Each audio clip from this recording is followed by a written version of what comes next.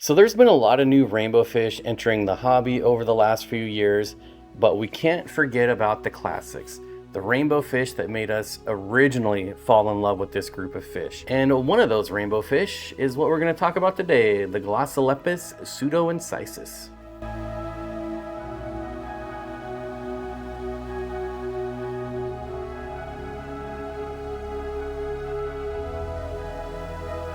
This is one of my favorite under the radar rainbow fish. It's often overshadowed by the Glossolepis incisus, but I actually think the Glossolepis pseudoincisus has a lot going for it. Most hobbyists know this as the Millennium Rainbowfish. At first glance, people usually mistake it for an incisus. They're close relatives, but there's some important differences. The pseudoincisus is smaller, deeper bodied, way more red, especially as adults, has more pointed dorsal and anal fins, and also this is one of the few species where the females are going to be very colorful as well. In my opinion, the females are probably the most underrated rainbow fish in the hobby because it is very rare to have a colored up female. They're native to Papua New Guinea, where they're found in a handful of isolated lakes. Because their range is so limited, they're actually considered pretty vulnerable in the wild. Size, they're only about 4 inches, with the females being a little smaller. Water parameters, pretty forgiving. I would say 72 to 79 degrees Fahrenheit. pH is going to be about 6.5 to 8. They do like a little bit of hardness in the water, but they'll do just fine in neutral. Just make sure you don't make it extremely soft.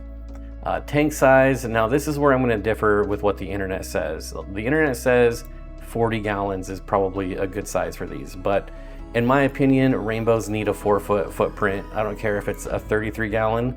I would take a 4-foot 33 gallon over a 3-foot 40 breeder any day for these.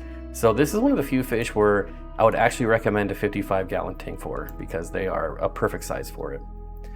Temperament, like most rainbow fish, they're very peaceful, they're very active, they're constantly displaying. Best to keep these in groups of 6 or more. Again, they're a shoaling and schooling fish, so they like to be in groups. And having multiple males is not an issue as well. The males will spar, it's all bluffing, lots of flaring, fin displays, short chases without any damage.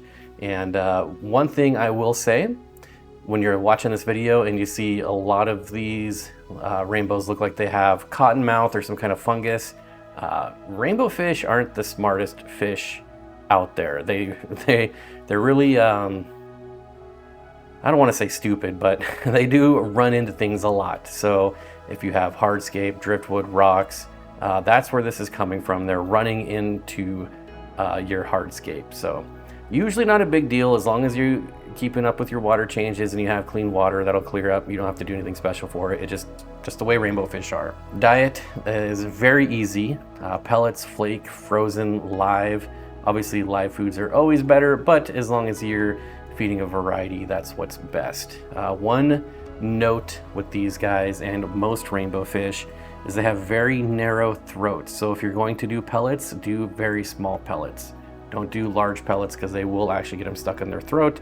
And if it doesn't dissolve fast enough, they can actually die. So just keep that in mind when you're feeding them pellets. As far as the aquarium setup, definitely dark substrate, dark background, lots of swimming lanes, planted tanks. They always look best in planted tanks. But if you have that dark substrate with a dark background, they're gonna look great. I'm not a fan of blue backgrounds, but these red fish look terrible in a blue background. So definitely don't do blue. Breeding, like most rainbow fish, they're going to attach their eggs to spawning mops or plants. So if your goal is to breed them, just throw in some spawning mops, let them spawn in there for about a week, and then you can remove the mops and they'll hatch out in under 7 days. The fry are pretty small, but once you get past the first couple days, they'll start taking baby brine and you're pretty much good to go from there.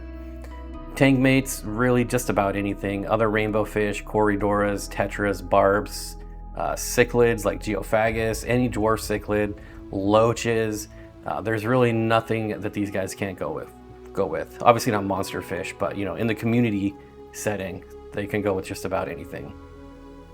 My take on this fish is, someone asked me to rank the most underrated rainbow fish in the hobby, it would definitely be pseudoincisus, or at least top 3.